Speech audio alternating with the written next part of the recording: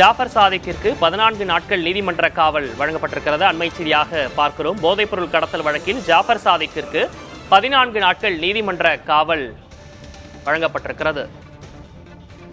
டெல்லி பாட்டியாலா நீதிமன்றம் இந்த உத்தரவை பிறப்பித்திருக்கிறது. போதைப்பொருள் கடத்தல் வழக்கில் ஜாஃபர் சாதிக்கிற்கு 14 நாட்கள் நீதிமன்ற காவல் வழங்கப்பட்டிருக்கிறது.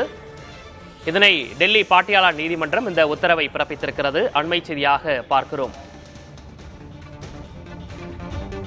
ஏற்கனவே போதைப்பொருள் கடத்தல் வழக்கில் ஜாஃபர் சாதிக் கைது செய்யப்பட்டிருந்து நீதிமன்ற காவலில் வைக்கப்பட்ட நிலையில் விசாரணை தொடர்ந்து நடைபெற்று வந்தது. தற்போது மேலும் 14 நாட்கள் அந்த நீதிமன்ற காவல் நீட்டிக்கப்பட்டிருக்கிறது. அண்மை செய்தியாக பார்க்கிறோம்.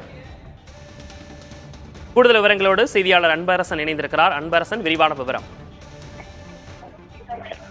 போதைப் பொருள் கடத்தல் வழக்கில் கைது செய்யப்பட்டுள்ள ஜாஃபர் சாதிக் தற்போது 14 நாட்கள் நீதிமன்ற காவல் கொடுத்து போதைப் பொருள் கடத்தல் சிறப்பு நீதிபதி சுதீர் குமார் என்பவர் தீர்ப்பளித்திருக்கிறார். குறிப்பாக போதைப் பொருள் கடத்தல் வழக்கில் திமுக முன்னாள் நிர்வாகியும் போதைப் பொருள் கடத்தல் மன்னனுமான ஜாஃபர் சாதிக் என்பவர் கடந்த 9ஆம் தேதி கைது செய்யப்பட்டார். கைது செய்யப்பட்டதன் பின்னணியாக அவர் 7 நாட்கள் போலீஸ் கஸ்டடி அதிகாரிகள் எடுத்திருந்தனர்.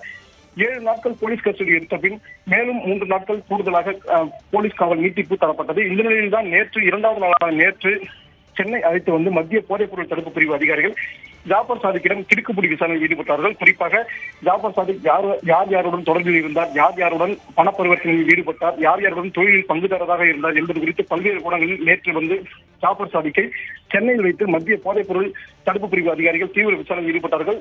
நேற்று சரியாக 12 மணி நேர விசாரணைக்கு பின்பு மீண்டும் அவர் டெல்லி அழைத்து செல்லப்பட்டார். டெல்லி அழைத்து செல்லப்பட்டவுடன் இன்று சரியாக 3:30 மணி அளவில் போதைப் பொருள் கடத்தல் தடுப்பு பிரிவு சிறப்பு நீதிமன்றத்தில் அவர் ஆஜர்படுத்தப்பட்டார். சரியாக சுதீர் குமார் நீதிபதி முன்னிலையில் ஆஜர்படுத்தப்பட்ட போது 14 நாட்கள் ஜாஃபர் சாதிக்கு நீதிமன்ற காவலில் வைக்கும்படி அவர் உத்தரவிட்டிருக்கிறார்.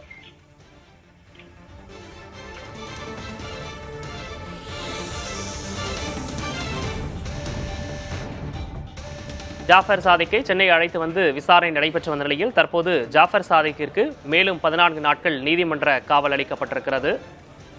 டெல்லி பாட்டியாலா நீதிமன்றம் இந்த உத்தரவை வழங்கியிருக்கிறது. சென்னை அழைத்து விசாரிக்கப்பட்ட ஜாஃபர் சாதிக் இன்று டெல்லி நீதிமன்றத்தில் ஆஜர்படுத்தப்பட்டிருந்தார். அப்போது ஜாஃபர் சாதிக்கிற்கு 14 நாட்கள் நீதிமன்ற காவல் நீட்டிக்கப்படுவதாக டெல்லி பாட்டியாலா நீதிமன்றம் உத்தரவை பிறப்பித்திருக்கிறது.